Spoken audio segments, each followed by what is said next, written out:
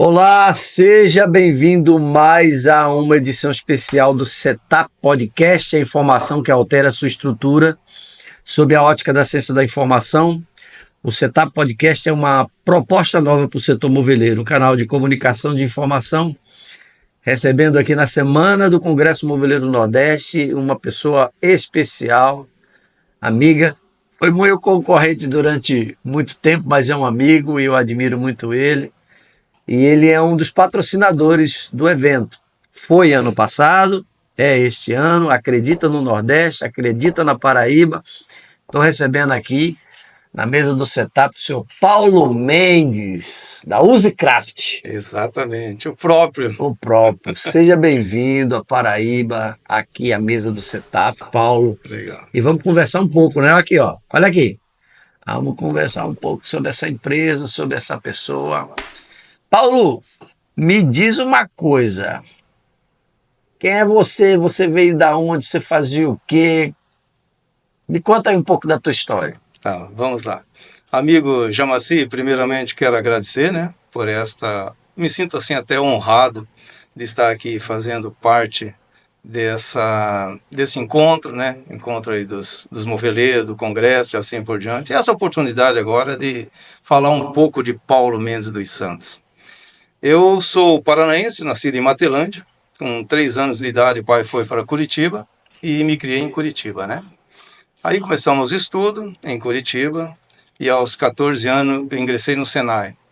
Eu tinha uma paixão muito grande porque a primeira empresa que eu entrei, existiam algumas máquinas mecânicas, eu nunca tinha visto aquilo, me entusiasmei. E aí os líderes falaram, se você, menino, quer aprender a trabalhar com essas máquinas, vai para o Senai.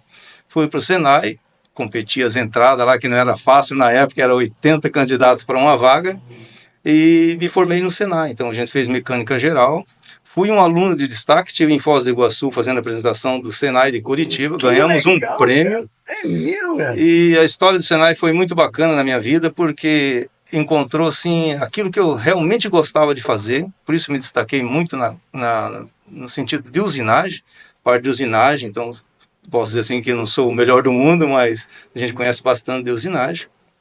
E fui convocado e fui chamado para ser professor de Senai.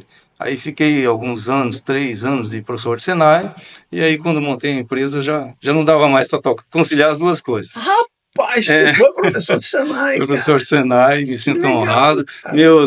Minha carinha, meu nome está lá nos quadros de Senai até hoje ainda. E sou casado, pai de 4 filhos, tenho 3 meninos e uma menina, né? 3 meninos casados, a menina solteira ainda. E já sou vô, tenho 2 netinhos, entende? Essa é a parte da minha vida. E aí, entrando nessa área da mecânica, né?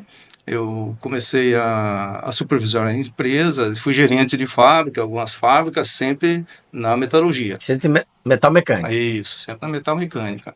E aí, João, assim, teve uma época em que eu estava na empresa como gerente de produção e assim por diante, mas meu sonho sempre foi ter meu negócio, porque eu percebia que as coisas parece que para mim tudo dava certo, era até engraçado assim, sabe? Falei, eu vou comprar alguns tornos, algumas fresas e vou arrendar isso e tal.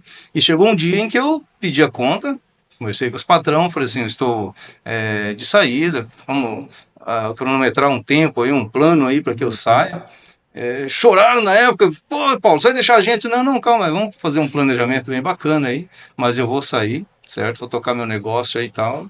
E aí foi para onde que eu parti para trabalhar por conta própria daí, né? Rapaz, pô, peraí. Meu amigo. Que história bacana.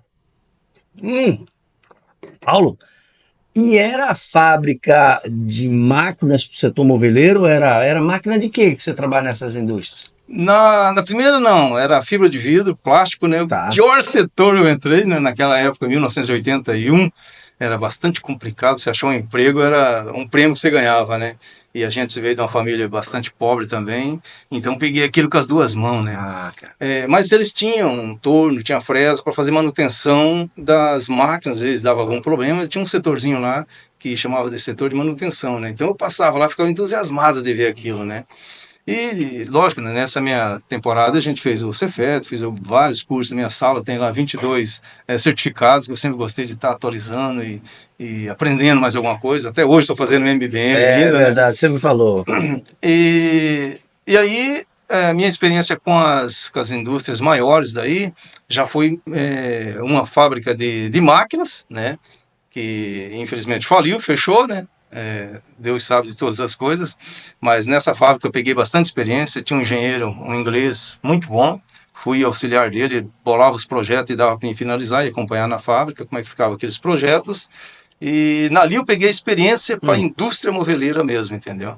Então quando eu fui abrir o negócio, eu comecei com usinagem, prestador de serviço de usinagem. Em Curitiba tinha uma necessidade muito grande e, graças a Deus, a gente cresceu muito rápido no setor de usinagem. Eu entrava numa empresa na quarta, quinta colocação, de repente eu estava lá no topo fazendo as peças mais caras, as peças mais difíceis, que eu sempre fui muito cuidadoso nessa parte de usinagem aí. Então, a história da usinagem foi isso aí. Com o tempo, essas empresas, vendo que eu destacava no serviço de usinagem, vamos dizer, meus lotes de peça não reprovava, não dava problema nas montagens, uma delas foi a Elmeco, me chamou e falou, perguntou para o gerente, Júnior, tem algum fornecedor nosso que tem condições de fornecer uma máquina pronta para nós? Que estava vendendo muito, não conseguia produzir. Aí o Júnior falou, tem o Paulo da Uzicraft, ele consegue. Chama ele aqui, vamos conversar com ele. Aí o senhor Afrânio, tem o Meco até hoje, né? Me chamou e falou assim... Meco? O Meco. O Meco. Isso, fica na cidade industrial ali de Curitiba. E fabrica o quê, Fábio? Prensas, hoje é prensas para o compensado na época. Então. Tá certo. Aí serras grandes, serras múltiplas que ele fazia para acertar o compensado. Então o cara cola as chapas ali de compensado, ele tinha as coladeiras, aí tinha que esquadrejar aquele compensado para poder sair. Então essa serra foi que ele me chamou e falou assim, Paulo, eu estou com esse projeto aqui, você consegue fazer essas máquinas? Eu falei, faço, porque a maioria dos grupos sou eu que estou fazendo mesmo, né? Então eu preciso fazer 4 máquinas dessa aqui. Quanto você cobra? Coloquei meu valor ali e tal. Ele falou, tudo bem. Eu falei, só que eu não tenho condições de bancar essa matéria-prima e fazer essas máquinas e entregar aqui. Aí ele falou assim, não, Paulo, faz o seguinte, eu te dou tudo, todo o material, parafuso, te dou tudo. O Júnior estava junto, o gerente geral lá, pega todo o material, separa que o Paulo vai fazer as 4 máquinas para nós. Então a gente era bem pequeno, né, na época assim, e fiquei surpreso, né, cara, essa máquina vai engolir todo o meu barracão quase, né, na época ali não tinha muito espaço, né, tal. Mas peguei aquilo com tanta vontade que eu queria mostrar a nossa capacidade da fábrica ali e tal. Tá certo. Isso. E eu fiquei curioso para pegar então e já começar a usinar tal. Eu falei, isso aqui é tudo peça que eu já tenho conhecimento, né. E aí montemos, a primeira, falou assim, a primeira eu quero, o prazo mais rápido possível, e já vou te pagar já essa primeira aqui. Eu saí já com o dinheiro na mão da negociação ali, me lembro até hoje que era 45 mil por máquina que ele fez. E quando eu fiz aquela máquina, lógico, as primeiras que eu fiz tinha alguma dificuldade de acertar esse quadro e tal, ele mandou a gerência dele lá, o pessoal de manutenção me dar uma força ali e tal. Mas me entrou em mim, assim, algo muito importante dentro de mim, da minha alma, assim, do meu sentimento. Porque eu fiz a primeira máquina, o cliente veio, carregou, feliz da vida, trouxe uma metade da carreta de chapas de compensado para experimentar o esquadro da máquina, funcionou legal. E a máquina qual era? A máquina qual? Esquadrejadeira de compensado. De compensado. Tá? Isso, então ela tinha 2 serras lateral e 2 serras frontal. A chapa andava, bruta, né? Cortando nessa aqui, parava, vinha 2 serras, atravessava. E já saía pronta no outro lado lá, né? É mesmo. Aí eu olhava aquilo, né? Eu saía, dava uma volta, pagava as contas, vamos dizer assim, e voltava dentro da fábrica. Eu ficava todo entusiasmado. Cara, eu tô fabricando uma máquina, foi nós que montamos, né? E foi muito bacana. Quando eu terminei a 4ª máquina, então ele vinha, a equipe dele pintou na cor que eles vendiam, normal, o projeto dele, e colocava a plaqueta dele, né? O Meco e tal, os carimbos deles e tudo bem, o cliente carregava como o Meco, tudo certo. Bacana. Quando eu montei a 4ª máquina, eu pus a mão no queixo e falei, cara, nós temos condições de fabricar máquinas, não é só prestar serviço de usinagem. Foi aí que entrou o entusiasmo de fabricar as máquinas, você entende? E nesse momento, como eu tinha experiência, que tinha trabalhado numa indústria que fabricava máquinas para a indústria de móveis, e eu reformava muita máquina de móveis para a indústria de móveis. Então, coladeira, seccionadora, pegava os grupos, desmontava, trocava caixa de cola, enfim. Então, eu tinha essa facilidade com essa. Falei assim, eu vou fabricar algumas máquinas ligadas ao setor moveleiro, né? E aí eu saí para as marcenarias. Quando eu saí para as marcenarias, chegava no marceneiro e falava assim, cara, qual a máquina que você quer aqui, que você precisa de uma máquina simples e que ajudaria muito você? A primeira resposta que a gente tinha era, Paulo, o cara colando no pincel, não sei se você lembra dessa época ainda, passava a colinha ali, cola de contato, na fitinha, batia aqui e tal. Eu precisava de resolver isso aqui. E hoje só tem um fabricante e é com cola, com a fita pré-colada, com aquecedor. Então não cola muito legal, seu Paulo. Rapaz, eu me lembro disso, cara. E aí eu falei, cara, e se eu fazer uma... ele queria com eixo coleiro, Paulo. Queria uma caixinha de cola, já com hot melt, quente e tal. E eu queria já a própria coladeira, já colar a fitinha ali. O acabamento eu dou, não tem problema. Falei, cara, eu já sei o que eu tenho que fazer, porque eu tinha formado algumas máquinas da Flavol, algumas máquinas que tinham vindo da China, de alguns outros clientes que pediam para reformar e tal. Eu já tinha uma noção ali como é que era, né? Aí foi aonde que eu lancei a Júnior 3. Então, ainda então, tá fazendo o serviço de usinagem, prestando o serviço de usinagem para as montadoras, para as fábricas de Curitiba. Tinha uns 15 clientes assim de usinagem que eu mandava o serviço. Uhum. E aí comecei a entrar com a coladeira. Com a coladeirinha fazendo a coladeira. Chama-se... Quando eu nasci fazendo serviço de usinagem, eu olhava na prateleira de usinagem. A Usicraft tinha serviço para 6 meses. Eu pegava da rede ferroviária, os caras carregavam lá. Paulo, se entrega X lote por mês, para nós tá bom, tá? Então, se eu olhar, se eu parasse, não pegasse mais de ninguém, eu tinha serviço para 6 meses. Mas nesse período que eu estava na transição, mudando para fabricar máquinas, eu olhei na minha prateleira, tinha serviço para 15 dias. Eu falei, tá, então o serviço de usinagem foi diminuindo. Não sei se você lembra do plano Collor, quando o Collor viajou, foi para fora e voltou falando que o Brasil tinha que terceirizar. Nessa época a terceirização foi excelente, mas o brasileiro não estava acostumado com a terceirização. Tá? Então quando eu mudei, fabricando as máquinas, foi um caminho, eu falei assim, vou fazer as maquininhas para ajudar nessa parte de usinagem que está diminuindo, vendo uma maquininha aqui, outra ali e tal. Mas o negócio foi dando tão certo que chegou um momento que a usinagem realmente diminuiu. Não chegou a zero, mas e as máquinas começaram a aumentar. Então é o seguinte, Paulo, tu começou vendo a necessidade do cara, ouvindo. Isso. É uma característica que a gente vai falar lá na frente, ouvindo a necessidade, ouvindo as pessoas. Isso. E o nome Usicraft veio da onde, cara? Era usinagem, tá? Era usinagem, então eu falei assim que eu vou colocar uma empresa começa com U, com usinagem, né? Usinagem, Kraft, máquinas para papel, que o Kraft em alemão significava um derivado lá de papel, certo? Ah, é isso, né? Quer dizer que essa é a origem da palavra. Isso.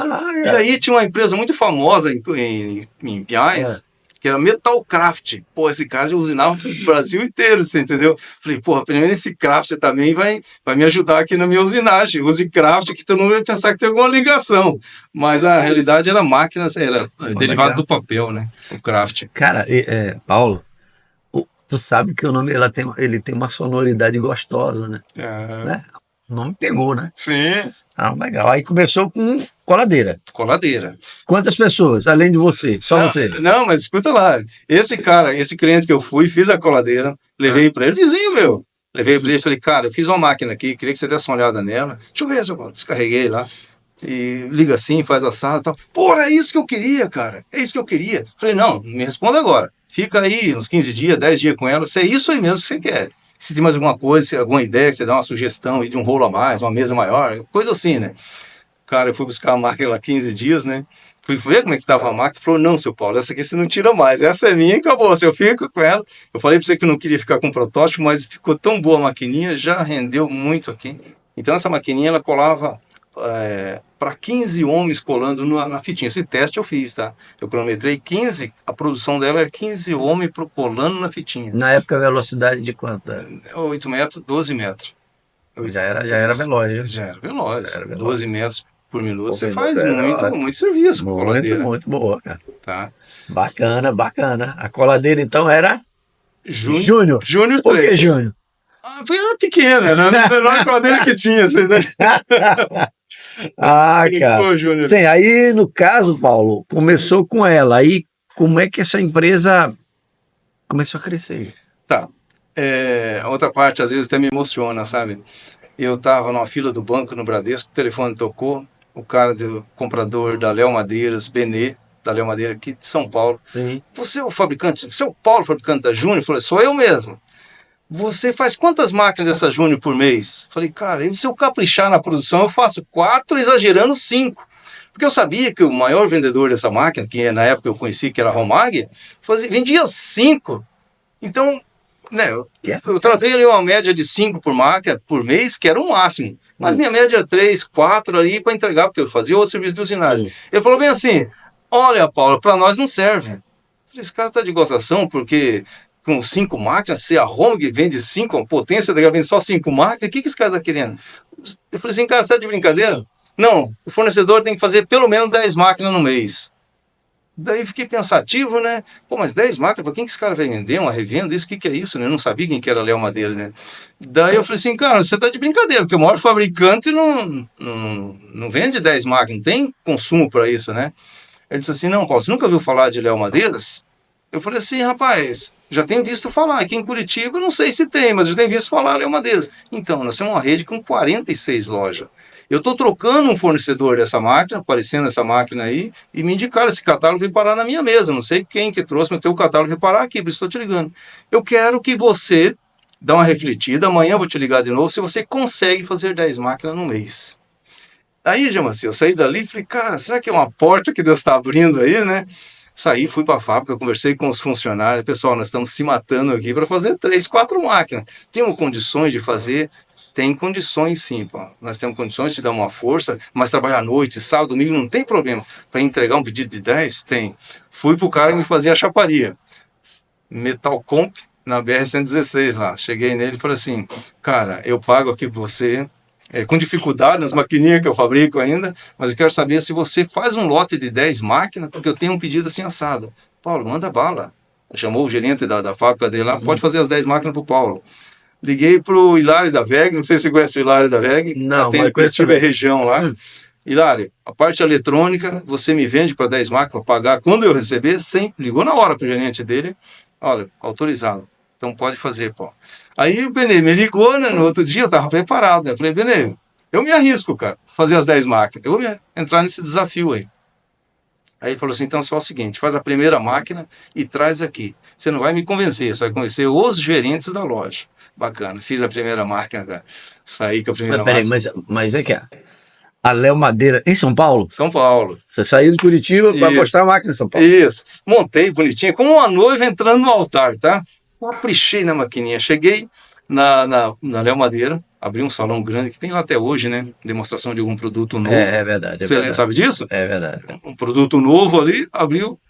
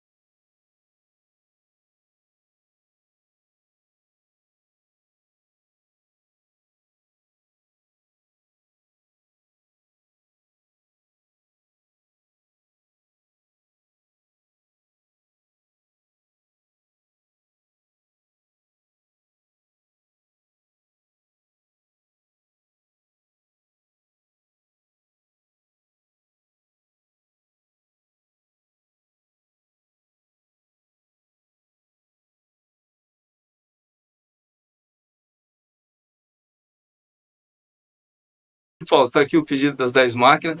Consegue entregar uma para semana que vem já. E assim começou. Resumindo, a gente fez as 10 máquinas. Tá. E aí a produção foi pegando. Quando caiu a ficha, ele Ah, estava com 46 lojas. O Benê falou, Paulo, eu não consigo colocar esse produto cronometrado para você vender um produto pelo menos por mês. Você imagine 46 lojas nossas, metas.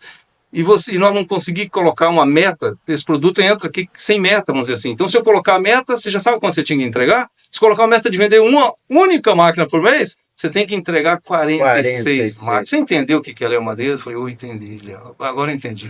Então, o senhor trata de fazer 20, de fazer 30.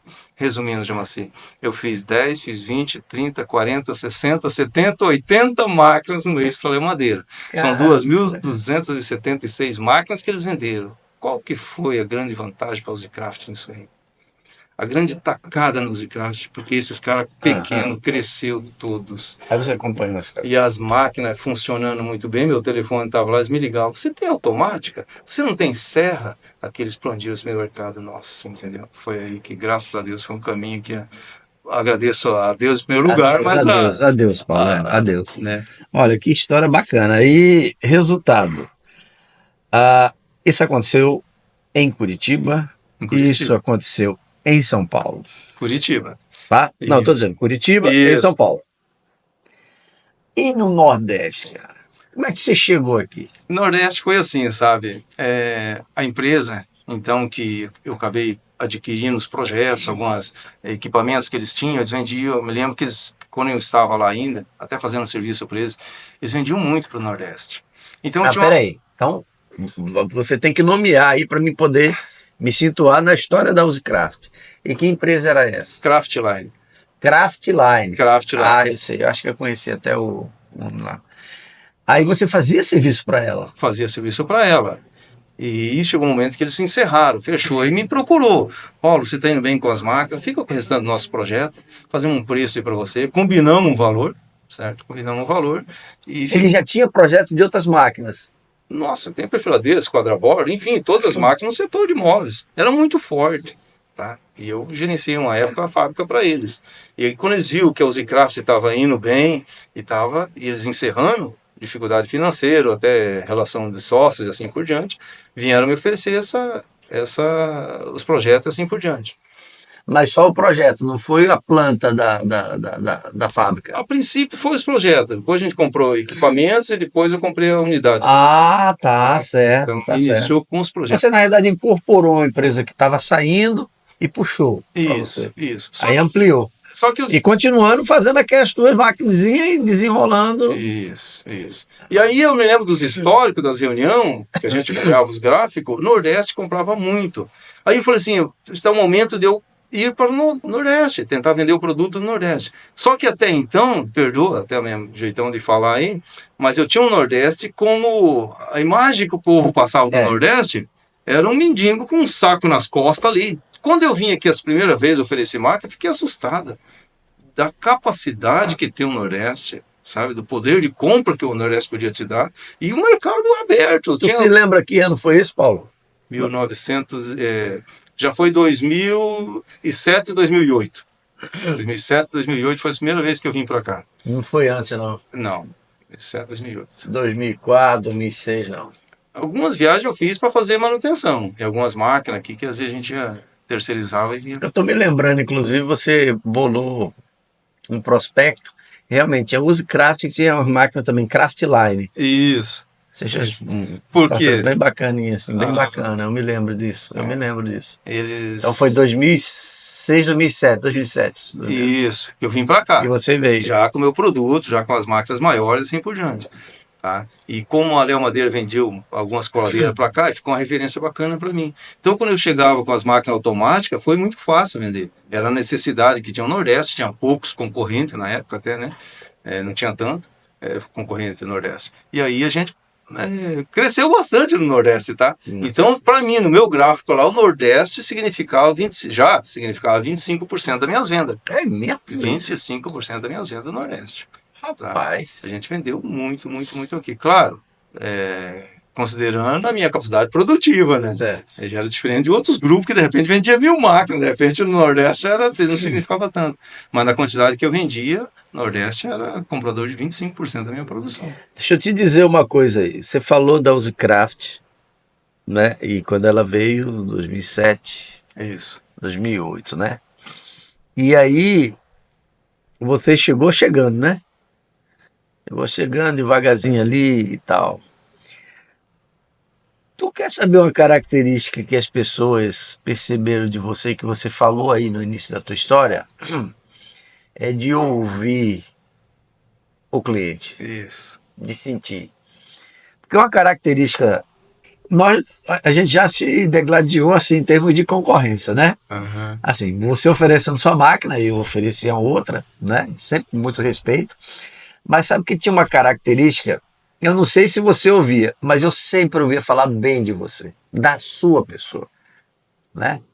As pessoas diziam assim, que você chegava não só para vender a máquina, você chegava com um relacionamento, Isso, até hoje. né? De relação madura, séria, profissional, mas com muito respeito. Você chegava lá, apresentava, né, dizia lá os benefícios, os diferenciais da máquina. E aí eu não sei se você ouvia a mesma coisa de mim, mas assim, eu sempre ouvia coisa boa de você. Você era um concorrente, Sim, sim. mas era um concorrente que não era só na... Eu vou dizer qual era a minha dificuldade. A nossa concorrência não era só concorrência de produto a produto, mas era de tratamento. Porque eu também sempre tratei bem os clientes, né? Logicamente você era o dono, você conseguia fazer coisa que eu como vendedor não podia. Eu já perdi muita venda por causa disso. Também isso. Eu perdi muita venda para você por causa disso. Que chegava lá, você chegava uma vez numa precisão do cara naquela época, naquela circunstância, naquela situação, naquele tempo, e você conseguia fazer uma coisa e eu tinha esse impedimento. E você chegava lá e vendia. E aí, Paulo, a coisa foi crescendo. A minha pergunta é assim, como é que está hoje a relação de Paulo com esses clientes que começaram? Excelente, excelente. O que esses clientes me ajudam a vender, me ajudaram e me ajudam a vender, abrindo as portas da sua própria fábrica, eu fico surpreso, sabe? Fico muito agradecido, inclusive. Me sinto honrado. Quando eu chego nas fábricas, olha, hoje mesmo o Matheus estava junto ali e percebeu. O cara fica desesperado. Pô, seu Paulo está aqui, seu Paulo é o diretor da Usicraft. Nenhum dono de uma outra fábrica me visitou até hoje. Naquela época, não. Não. Hoje, sim. Hoje já visitam? Hoje já. Uhum. Mas naquela época foi foi um acontecimento. E assim, a gente tem que ser maduro, né, Paulo? Sim. A concorrência é uma coisa. E não existe, não pode existir inimizade. Existe admiração. Mas eu quero saber um pouco mais ainda. Eu vou cavar aí da história da Usicraft. Qual foi o primeiro projeto grande, de máquina grande, que tu vendeu aqui no Nordeste? Tu se lembra? Qual foi o estado, qual foi a empresa, que máquina foi? Porque tu veio com as máquinas grandes também, viu? Vendi. Muita coisa. Esquadra Bordo, Nossa Senhora da Glória. Não, você tinha uma seccionadora automática de pinça, uma grande, como é que era o nome? Não era Speed. Não era Speed, não, era uma maior. Pontos. Pontos? 2.800. Pronto. É. Me lembro. Coladeira também. Me lembro também de uma coladeira grande. Apollo. Global. Pronto, Global. Isso. Pronto. Foi uma época assim, como você viveu. O pessoal foi crescendo, né? Isso. Tem a máquina de entrada. Isso. Ainda é hoje, né? Uhum. É o cara da máquina de entrada, aquele cara que entrou, né? E aí ele vai crescendo, eu preciso de uma velocidade maior, de um recurso maior e tal. Que ela já não estava atendendo. Mas tu se lembra, assim, mais ou menos, qual foi a primeira grande máquina de projeto? Se tu vendeu para Bahia, se tu vendeu para Pernambuco, se foi para Paraíba, Rio Grande do Norte, tu se lembra? Destacado assim, sendo sincero, não tenho lembrança. Posso te dizer? Tu vendeu uma máquina grande lá em Afogado da Engasão. Exatamente. Agora lembrei. Entendeu? Com duas fábricas lá. Que, inclusive eu entrevistei os dois no Setup Podcast. Né? Tanto o Guilherme como o Carlos. O Carlos não gosta de falar, mas o Guilherme. e o Alexandre. E eu tô falando aqui bem tranquilo. Foi uma virada de chave muito grande ali, porque eles eram fábricas de um porte assim, mais próximo aqui da Paraíba, do eixo Alagoas, Pernambuco, Paraíba e Rio Grande do Norte, e eles deram um impulso muito grande, né? Porque era uma máquina de grandes proporções, não era de Sim. fabriqueta, não era de marcenaria, era fábrica de Aham. indústria. E eu me lembro disso, não sei se você está lembrado, mas assim, foi uma virada. Mas eu quero perguntar assim, e desses produtos, Paulo, qual foi o campeão de vendas? Sempre a coladeira, né? Sempre foi a Sempre coladeira. foi a coladeira. A gente entrou com seccionadora com pinça, uma coladeira sempre está na frente. Não sei, Jamaci, se eu nasci com a coladeira, né? É. Então eu testo a coladeira, assim, eu tô na fábrica, eu já vou lá para os montadores e já acompanho ali, sabe, é detalhe, essa coladeira para mim é tudo, porque outras máquinas, vamos supor uma serra, é um conjunto só cortando e voltando e acabou, assim, tá Acabou. tudo bem. Mas a coladeira, você tem coladeira com 8, 10, 11 São várias grupos. máquinas numa máquina Aham. só. Você tem vários grupos, então você tem que levar uma atenção muito forte. Se um deles pisar na bola ali, com certeza a qualidade lá não vai dar legal. Então na coladeira a gente acabou destacando, sabe? E uma coisa muito interessante é você ouvir o cliente, cara. Muitas vezes minha agenda está aqui, ó. A gente visita cliente, passa em cliente, passei hoje no Geraldo, passa em cliente em que você tô fazendo uma visita na região, vou passar aqui nele. Como é que tá? Tá tudo bem? Tá feliz com a máquina? Tem alguma novidade? Quer colocar alguma coisa? Cara, isso vale muito, porque o melhor engenheiro ainda pensa que é o marceneiro, sabia?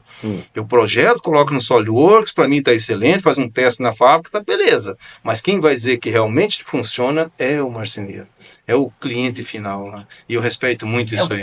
É o que usa, velho. É o Isso. que usa. Porque como eu dono da fábrica, eu chego, você me dá uma ideia, eu quero uma guia maior, eu quero isso, sabe? Eu já chego, levo aquilo lá e já faço, já altero e ainda trago Tu para faz ele. isso, Faz, ainda continua fazendo isso. faço isso. Se o cara dá um negócio, então eu vou fazer uma coisa aqui diferente aqui, eu Tá. acho. E dá uma sugestão de melhoria, a gente sempre tá ouvindo isso aí. E a Usecraft agora, Paulo, tá bebendo também de tecnologia estrangeira, né? Houve necessidade, né? Houve necessidade porque você sabe que o mercado é uma evolução. Evolução. Então, quando você tem um dizer que é assim, quando não pode com nós, se ajunte-se a nós, né? É.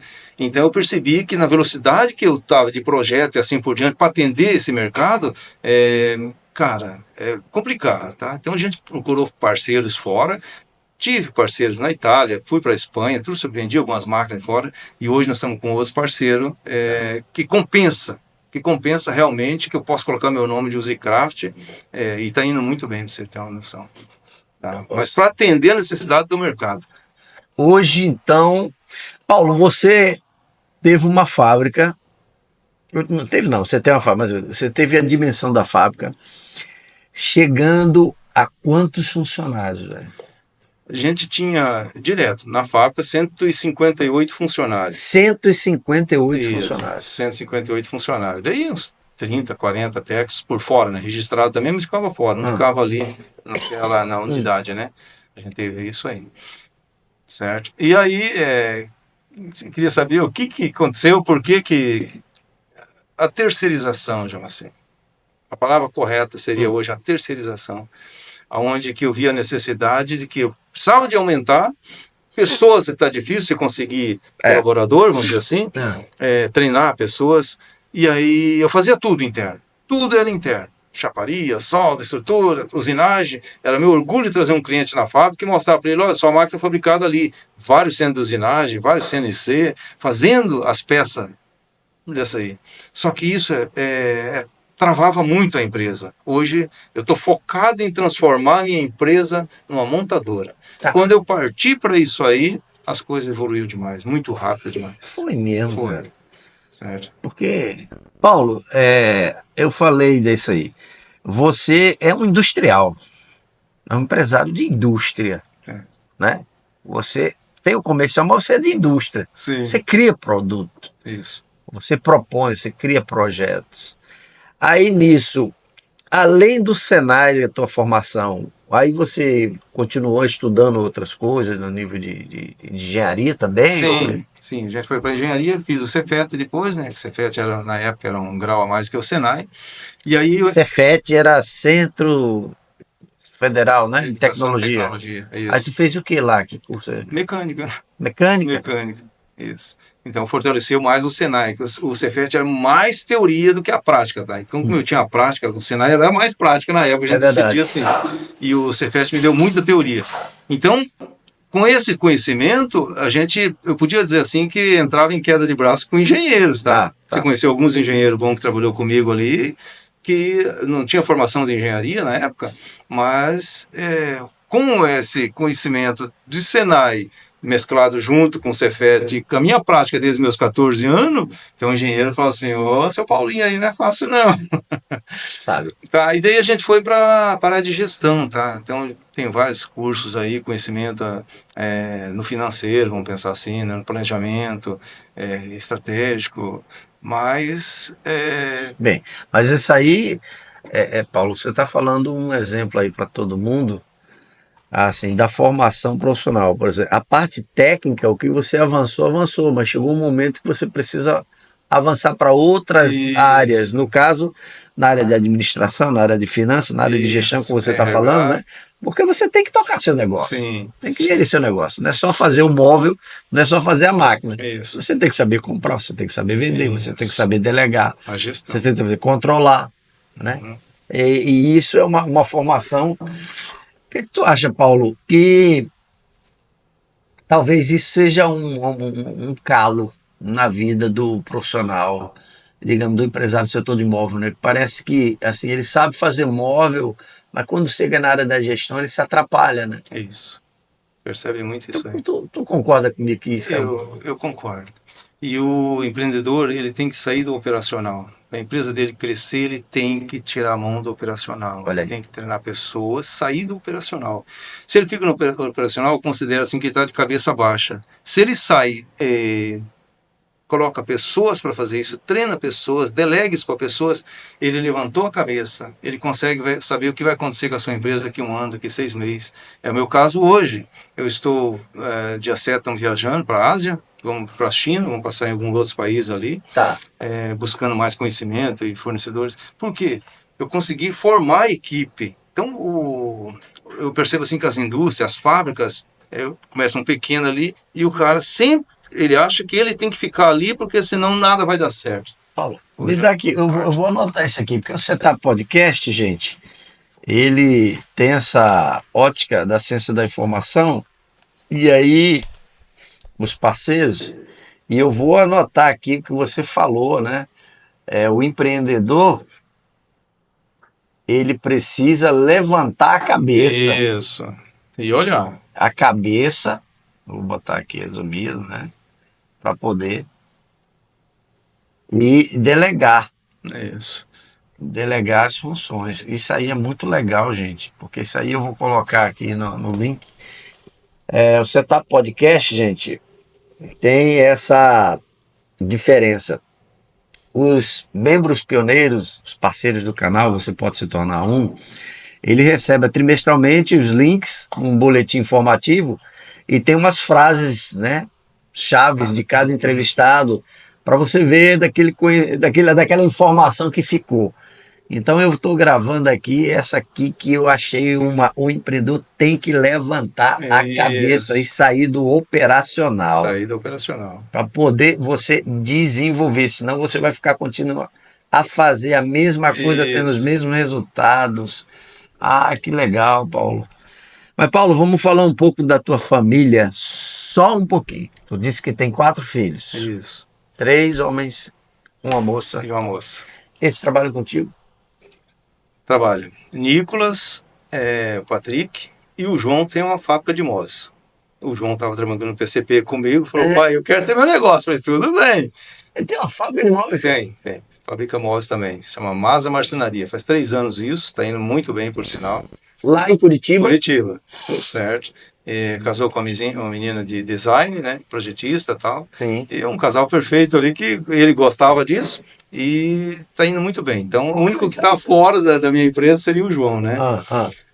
E o Nicolas é o meu gerente comercial hoje, é o que atende o pessoal de fora, exterior. E o Patrick no comercial também. E a Juliana, a menina, 22 anos que ela está agora, eu falei assim, vou deixar fazer o que ela querer, porque eu me sinto um pouco meio pesado nas minhas costas quando eu trouxe meus filhos muito novo para a fábrica, tá? É mesmo? Parece que eu acabei induzindo eles a fazer o que eu faço. Eu falei para a Juliana, vou deixar ela à vontade. Falei, filha, estuda o que você quiser. Ela ingressou em medicina. Bacana, estudou medicina. Eu falei, tá bom, Deus abençoe, que sucesso. Chegou no primeiro ano de medicina, que ela começou a entrar, fazer as necrópsias. Ela falou, pai, não é isso que eu quero. Posso voltar a trabalhar? Posso trabalhar com o senhor? Eu falei, tudo bem, mas é a escolha sua. Não, pai, eu percebo que eu posso ajudar melhor o senhor lá na gestão financeira, tal. Eu tenho vontade de aprender o financeiro. Eu falei, para mim é excelente. Voltou, está fazendo financeiro, já está fazendo ciências contábeis, né? E está lá junto com a gente também agora. Cara, então a Housecraft é uma empresa familiar. Uma empresa familiar. Cada um com uma função específica. Isso. Que eu acredito que tanto o Patrick como o Nicolas, eles avançaram nas suas funções. Isso. Naquelas competências, por exemplo. O Nicolas, se é mercado externo, mercado de negócio, ele deve ter avançado alguma coisa nessa área de comércio. Sim, ele fez comércio exterior, MBA, isso aí. E o Patrick é o de casa, digamos assim. Isso. Quem é mais velho? O Patrick. O Patrick é mais velho? Mas o Nico, nessa gestão e na fluência, assim, você percebe que o talento dele seria... E como é a relação? Excelente. Isso é uma dádiva que eu tenho que agradecer a Deus. Né, Paulo? Cara, eu não tenho problema com família, com filho. Eu viajo. Pai, fica tranquilo, faça o que o senhor tem que fazer, sabe? Alguém comentou uma época assim, uma empresa familiar ou uma empresa do Paulo, se ele morrer um dia, acabou a empresa. Esquece, cara, já fiquei 30 dias fora, você entendeu? Já fiz esse teste. Normalzinho. Cara, isso é um... Só que isso é delegar. É tirar de você daquele controle teu aqui, que é só você. Passa sempre para teus filhos, para tua esposa. Passa o que é mais importante, você delegar. Para você ter condições. Hoje estou fazendo MBM, tá? Ter condições de, num ano, você conseguir ter uma férias de 90 dias. É isso que eu vou chegar, tá? Chama assim. Mas isso é delegar, é colocar pessoas para fazer. Não, cara, eu acho que você é um abençoado porque você conseguiu. Você veio lá de baixo. Sim. Né? Você criou, você fez. E ter uma empresa nesse ramo de produzir, fabricar no Brasil é muito difícil. Concordo plenamente. É muito difícil. Estou falando em termos federal, estadual e municipal, estou falando de governo, e em termos mesmo de mercado de encontrar. É difícil encontrar mão de obra, formar equipe. E você formou e está... Quer dizer, dos países que você vende aqui, tudo aqui é América do Sul, tu chega a vender... Quais... Se tu lembra assim de países que você já mandou máquina? Aqui, os nossos vizinhos, Argentina, Bolívia, Uruguai, Equador. Eu montei máquina no México. No México? No México, levamos perfiladeira para fazer no México, montamos a máquina no México. A gente vende bastante, tá? Agora Costa Rica pediu máquina. A diferença de você vender mais para fora é quando a oscilação do dólar.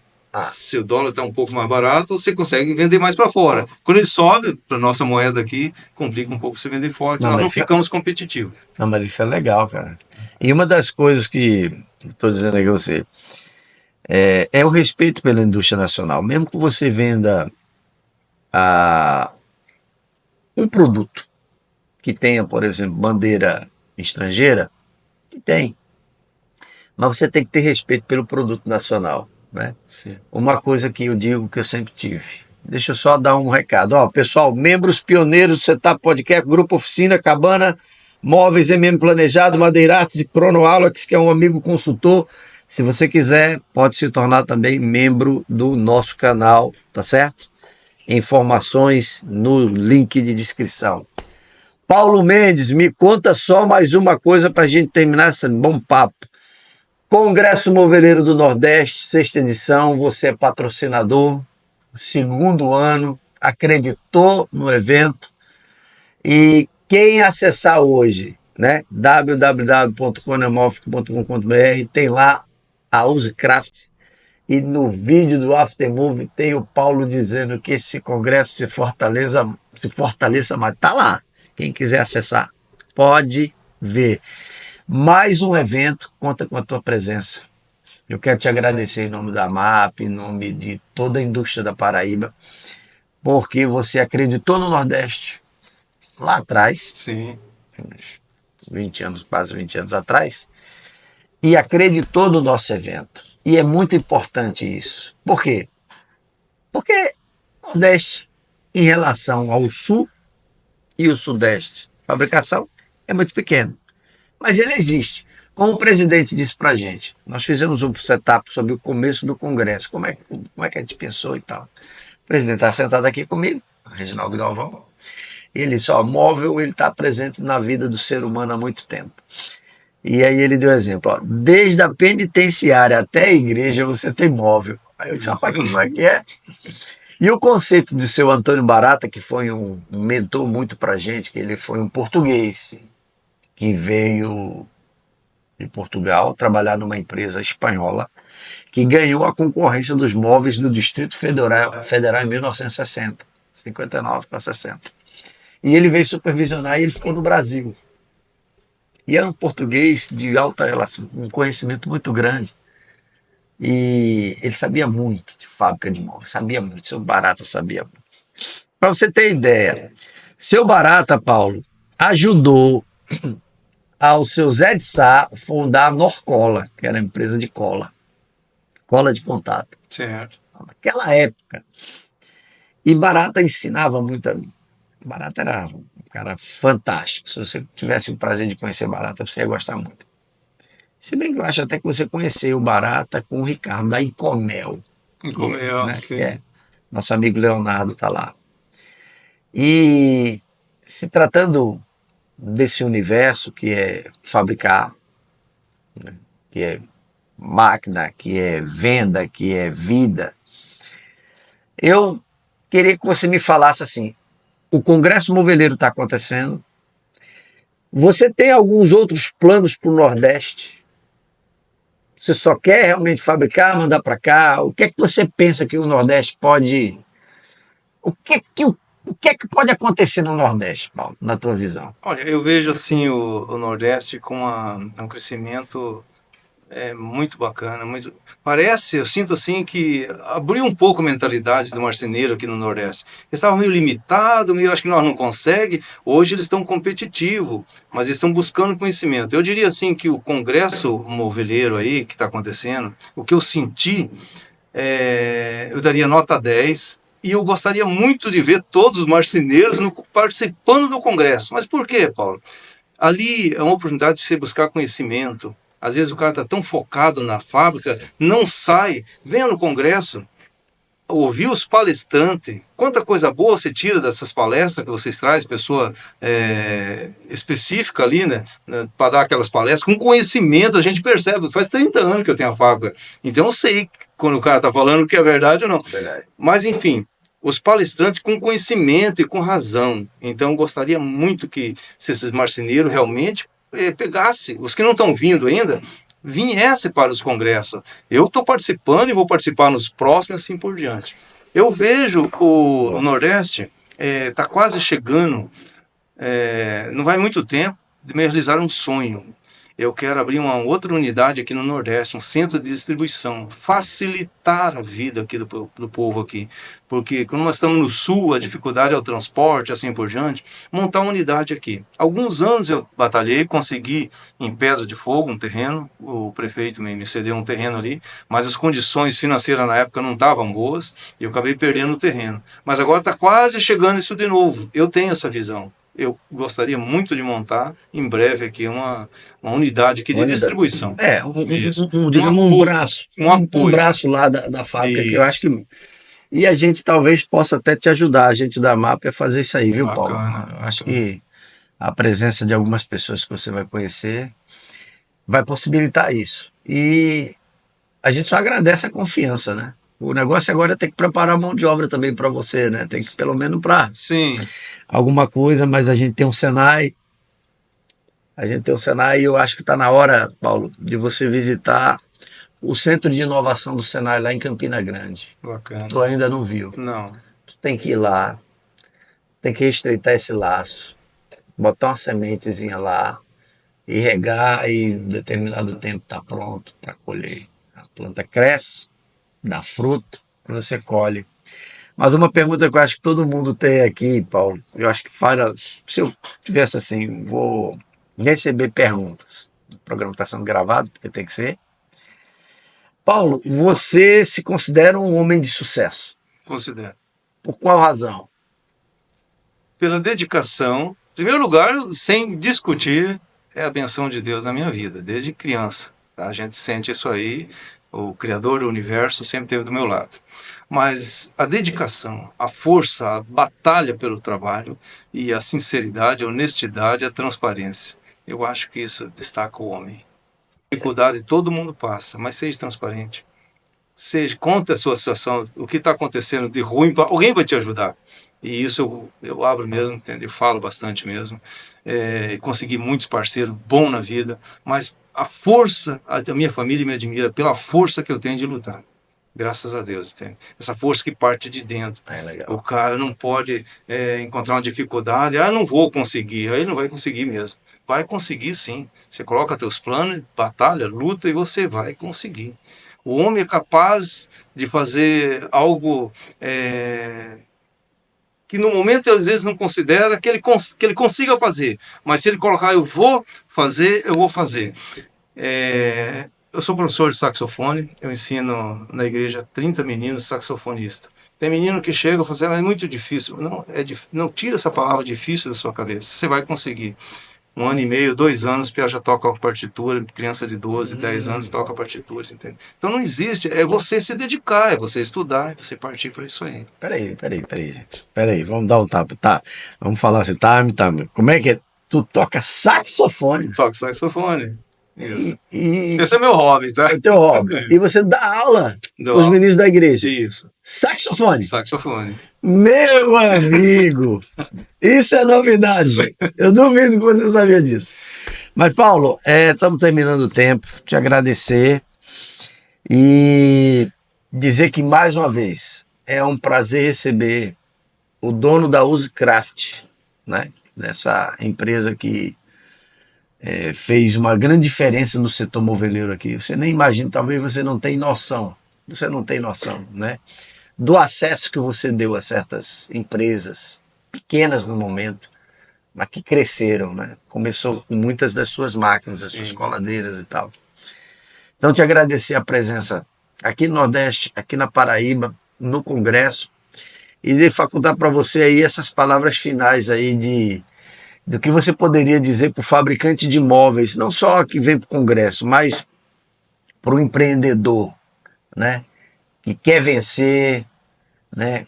Qual o comportamento, a atitude, o pensamento, o sentimento que ele deveria ter para alcançar o sucesso. Eu me considero uma pessoa de sucesso não porque eu tenho dinheiro. Se bem que dizem que você é um homem rico. Eu acho que você é rico de outras coisas além de dinheiro. Mas eu considero um homem de sucesso porque eu sou feliz com o que eu faço e eu noto que você é feliz com o que você faz. Você transmite aqui no olho, na hora que você fala, paixão, das tuas origens, não nega e toca lá. Então você é um homem de sucesso, eu me considero um homem de sucesso, né? Pela família que a gente tem, pela formação que a gente tem, pela crença em Deus que nós temos, você tem, eu tenho, eu também sou. Sim. Mas essas palavras finais para um empreendedor do setor, o que é que você diria aí? Um bom conselho. Um bom conselho. Eu diria assim, não cruze os braços, coloque seus objetivos e corra atrás. Tem uma parte na palavra que diz assim, que o Senhor disse, esforça, que eu te ajudarei. Então, eu acho que o homem tem a condições, se esforçando, ele tem a condições de resolver assim. Não desanimar, não desanimar. Não coloca assim, eu não vou conseguir. Não. E a minha última frase que eu ia dizer assim, nunca deixe de confiar em Deus e acreditar no seu sucesso, nos seus sonhos. Seus sonhos. Porque só assim eles podem tornar realidade. Muito bom. Tá aqui anotado mais outra frase do seu Paulo. Eita, gente, que conversa boa. Foi boa, não foi, Paulo? Foi excelente, você me deixou bem à vontade. Desculpa até se eu falei. Você falou bem demais, mas tem muita lição de vida, a história bonita. Pessoal, estamos terminando aqui o Setup Podcast, lembrando a informação que altera a sua estrutura. Eu vou voltar a bater nessa tecla, falando aqui para Paulo. Paulo, Informação, no conceito do Robert do Birkin, é tudo aquilo capaz de alterar uma estrutura. E quando alguém perguntar assim, por que você diz isso? Basta saber. Quando você aprende a ler, você conhece o alfabeto, conhece as letras. Quando você aprende a ler, você nunca mais olha para as letras para ver do mesmo jeito, você sempre vai ver uma palavra. E a prova disso é quando coloca uma palavra em grego e em russo para você. Você vê a letra, mas não consegue ler a palavra. Então, informação é tudo aquilo capaz de alterar uma estrutura. Quando você tem a informação, a sua estrutura muda.